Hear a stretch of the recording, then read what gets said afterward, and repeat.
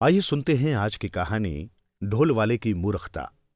एक बार ढोल वादक रमैया और उसका पुत्र कानू कांचीपुरी एक विवाह समारोह में गए। समारोह समाप्त होने पर दोनों को खूब धन और आभूषण पुरस्कार स्वरूप मिले।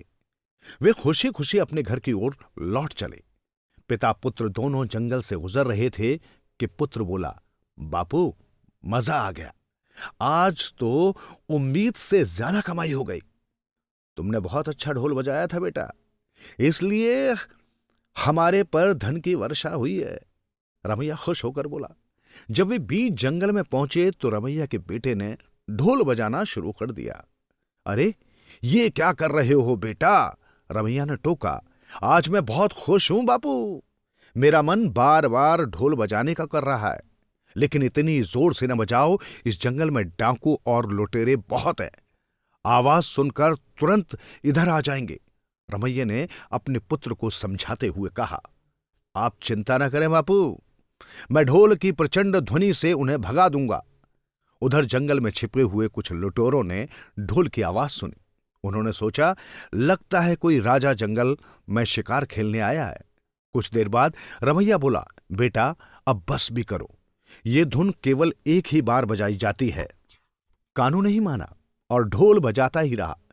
बंद कर ढोल बजाना। तू मानता क्यों नहीं? किसी चोर लुटेरे को खबर हो गई तो? झुंझलाते हुए रमैया ने कानू से कहा, बापू, आप बेकार की चिंता करते हैं। मैं लुटेरों को इतना भयभीत कर दूंगा कि वे इधर आने की सोच भी नहीं सकेंगे। कहकर वो फिर ढोल बजाने लगा। उधर लुटेरों के सरदार ने अपने साथियों से कहा, अरे, फिर वही धुन। इसका मतलब किसी भी हालत में यह राजा का दल नहीं हो सकता।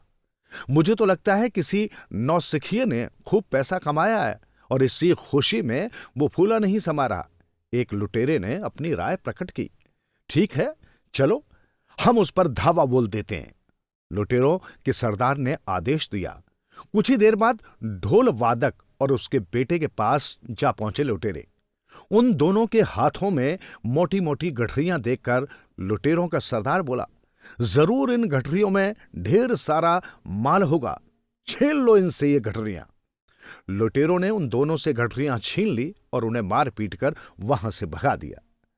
मैंने तुझे पहले ही ढोल बजाने को मना किया था, पर तू माना नहीं। इस तरह तूने अपने ही पैरों पर कुल्हाड़ी मार ली। रमैया ने अपना सिर धुनते हुए कहा, मुझे शिक्षा मिल गई है बापू। बड़ों की बात न मानने का अंजाम बुरा ही होता है। फिर दोनों उदास मन से अपने घर की ओर चल पड़े। इस कहानी से हमें यही शिक्षा मिलती है, बड़े बुजुर्ग जो कुछ भी कहते हैं उसमें भलाई छिपी होती है।